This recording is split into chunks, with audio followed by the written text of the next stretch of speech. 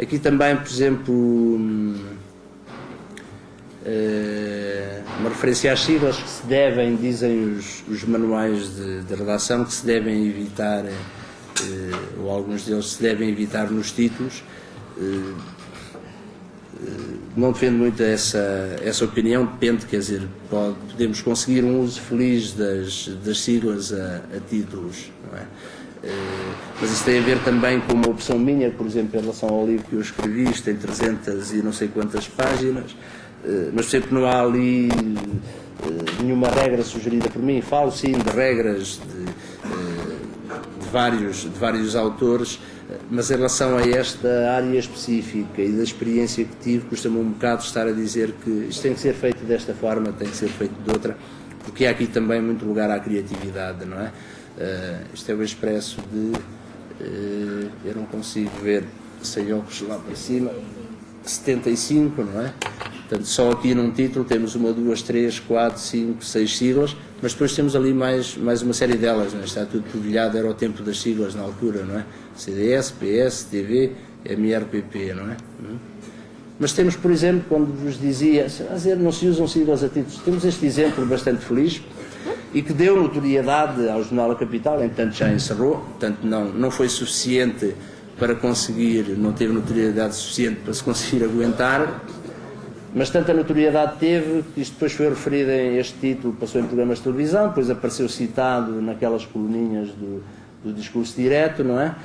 Ponto, e aparece num livro também sobre os títulos, e aparece hoje numa comunicação, isto já é de há não sei quantos anos, já estamos em março de 2006, ou é apoiar nos TT. Pronto, isso foi uma gracinha que a Capital fez, no meu entender feliz. Isto quer dizer, o Orçamento de Estado põe imposto automóvel no todo-terreno. É isso, não é? Portanto, há situações em que, na verdade, podemos conseguir. Aqui, um outro caso, que eu considero também curioso, não é? No suplemento Antena, que saía há uns anos no Expresso, o xadrez titular, não é? A rainha, o bispo, o peão, a torre e a dama, não é?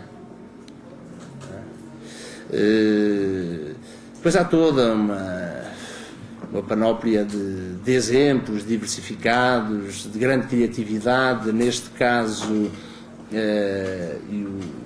o Independente, nesse aspecto, sempre foi bastante criativo nesta área dos títulos. Na primeira fase, portanto, essa tarefa foi entregue a um grupo de criativos, segundo julgo saber, não é? Isto é um artigo da página Par, e depois o artigo o título da página ímpar, não é? Da página seguinte. Portanto, a paz esteja convosco e a guerra também, não é? Vemos depois, hoje não teremos tempo para tratar de tudo, que é na verdade um universo bastante rico. Isto já está, eu já estou atrasado, ainda tenho para aqui muita coisa para dizer. Por exemplo, em relação à utilização dos provérbios, convém ter alguma memória, alguém que esteja na redação e que tenha algum recuo histórico, mesmo que seja de alguns meses, para não dar situações destas, não é? Que depois pode haver algum estudioso ou algum curioso que descubra isto, por exemplo, não é?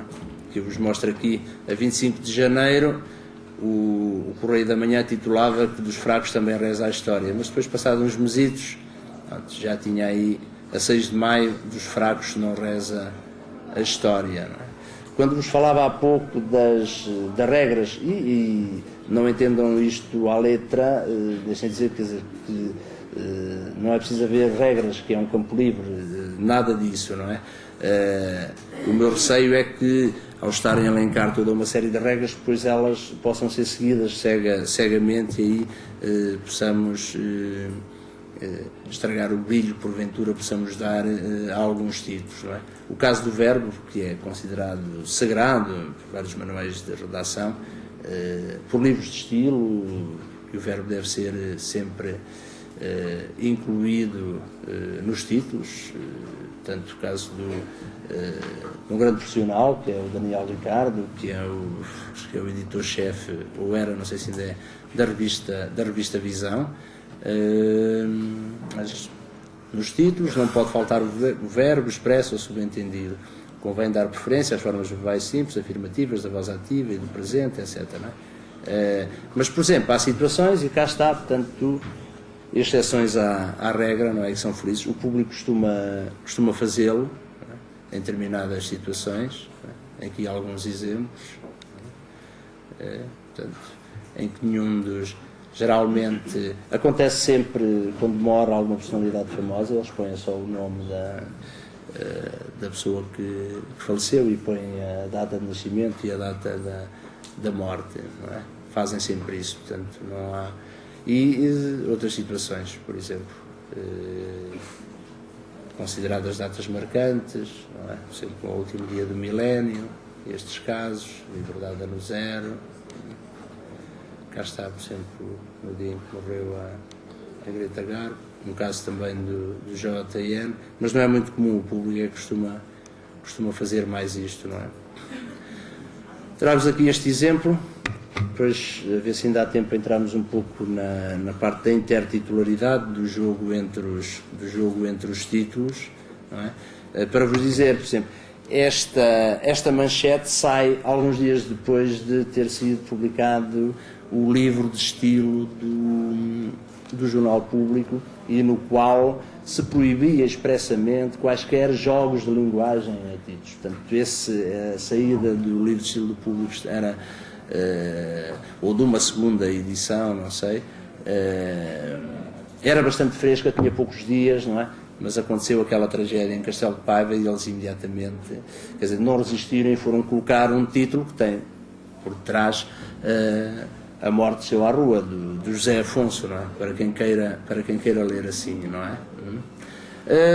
Algumas indicações também em relação ao uso tanto dos títulos como depois toda a mancha gráfica, neste caso o negro, aqui o Diário de Notícias, referindo-se à mesma tragédia, ou o caso do JN, num esquema diferente, mas também ali com um grande predomínio do negro, não é? Com o branco, por exemplo, não é? Os títulos ou a manchete, que é garrafal, neste caso, fica ali muito reduzida, morremos todos, era uma frase ou um grito de alerta do Dom Basílio do Nascimento na altura dos trágicos acontecimentos em Timor. Portanto, o DN resolveu colocar a primeira página toda a branca e apenas com aquela frase ali pequenina, e mais também o editorial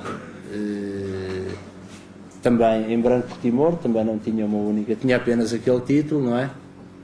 E o Luís Delgado, para a felicidade de muitos, também resolveu naquele dia não escrever nada, não é? Também ter a sua coluna em branco, não é? Aqui um outro exemplo, não sei se foi por mimetismo, se este senhor viu, acho que isto é do semanário Aveiro, mas não tenho a certeza. Este senhor agora é vereador na Câmara de Aveiro. Também resolveu seguir esta formulação, portanto ele seria cronista deste jornal, colaborador. Outros casos, não é? Neste caso do Diário Económico, aqui já com uma manchete bem gritada, mas que depois vai reduzindo. O caso da Folha de São Paulo, por exemplo, não é? Que expressa bem a desilusão isto foi quando o Brasil perdeu o Mundial para a França, não é? Não é?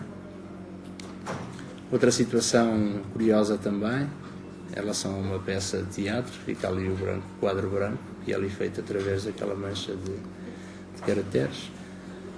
Outro caso engraçado do Correio da Manhã, não é? Este jogo, não é? Sobe 4%, mas que toda a gente lê só 4%. E isto era em bons tempos, não é? Porque agora é 1,5%, 2% e tal, portanto, não é? Mas já na altura os jornalistas eram muito críticos.